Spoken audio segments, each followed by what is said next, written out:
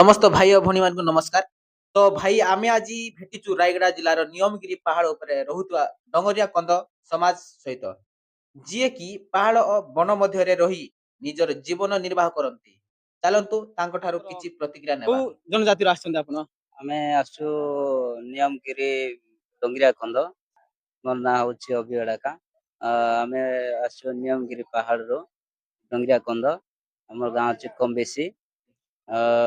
ଆମେ ଏଥିପାଇଁ ଆସୁ ଯେ ଆମେ ସାର୍ ମାନେ କହିଲେ କି ଆମେ ଆମର ତମର ଗୋଟେ ଗୋଟେ ଯୋଉ ଆଇଡେଣ୍ଟି କାର୍ଡ ମାନେ ବନା ହେବ ତାହେଲେ ସରକାର ସୁବିଧା କଣ ଉଁ, ଆଗକୁ କଣ ମିଳିପାରେ ଆଉ ସେଇଟା ରହିଲେ ଆମକୁ ଟିକେ ଭଲ ଲାଗିବ ବୋଲିକିରି କହିବାରୁ ଏଇ ରାୟଗଡ଼ା तो ଆସିଛୁ। भाई और भौणी माने आज थिला कला क्षेत्र त्रिवेणी उत्सव। एही उत्सवर उद्देश्य आदिवासी मानकर लुकायित प्रतिभा केमिति सरकार निकट प्रस्तुत कराଯିବ जो द्वारा सरकार आदिवासी परिचय को सुरक्षित करिवारे अधिक पदक्षेप नहीं पारिबो।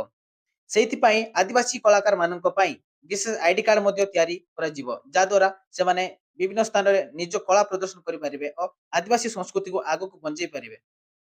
ତ ଆମେ ପଚାରି ବୁଝିବା ଭାଇଙ୍କର ପୋଷାକ ପର୍ଯ୍ୟନ୍ତ ତାଙ୍କର କଷ୍ଟ୍ୟୁମଟା ତାଙ୍କୁ ତାଙ୍କ ଭାଷାରେ କଣ କହିବେ? ତ ଆଜ୍ଞା ଏଟାକୁ ଆପଣଙ୍କ ଭାଷାରେ ସବୁ କଣ କହିବେ ଗୋଟେ ଗୋଟେ କୁହନ୍ତୁ। ଏଟାକୁ କହିବେ ମେକୋଡିକା, ଆଜ୍ଞା ତାପରେ ଏଟାକୁ କହିବେ କାଗୁଡି, ଆଜ୍ଞା ତାପରେ ଏଟାକୁ କହିବେ ମୁର୍ମା, ତାପରେ ଏଟା ତ କାନରେ ଆଜ୍ଞା ଯିଏ ହଁ ତ ମୁର୍ମା କହିବେ, ତାପରେ ଏଟାକୁ କହିବେ କାପଡା ଗନ୍ଦା, ଆଜ୍ଞା ହଁ। ତାପରେ ଏଟାକୁ ସିଲକାଚା କହିବେ। ବହୁତ ଖୁସି ଲାଗିଲା ଆମର ଯେ କି ନିୟମଗିରି ପାହାଡ଼ରୁ ଆସିଥିବା ଡଙ୍ଗରିଆ ଖଣ୍ଡ ଆମର ଜନଜାତି। ଧନ୍ୟବାଦ ଆଜ୍ଞା। ଆଜ୍ଞା।